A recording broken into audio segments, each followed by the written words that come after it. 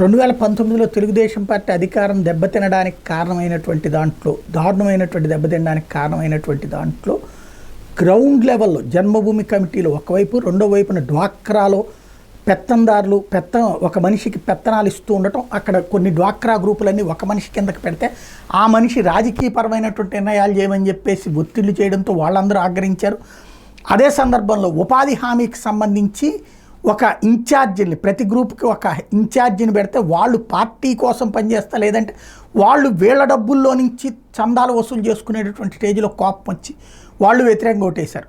దాన్ని సరిచేస్తామన్నటువంటి ప్రభుత్వం ఈ ట్రిప్ అధికారంలోకి వచ్చింది. కానీ మళ్ళీ పాత విధానాలు అమల్లోకి వచ్చినాయి. ఇప్పటికే వాలంటీర్లు పోయి ఇప్పుడు లోకల్గా ఉన్నటువంటి నాయకుల చేతికి ఎట్లయితే వెళ్ళిందో ఇప్పుడు అలాగే ఉపాధి హామీ పథకాన్ని శ్రమశక్తి సంఘాలు మళ్ళీ ఏర్పాటు చేస్తారట. ఈ సంఘంలో ఒక్కొక్కళ్ళని మ్యాట్గా ఎంపిక చేస్తారు. ఈ మ్యాట్ అనే వాళ్ళే వాస్తవంగా అధికార పార్టీ తరపున మనుషులు అయ్యి ఉంటారు.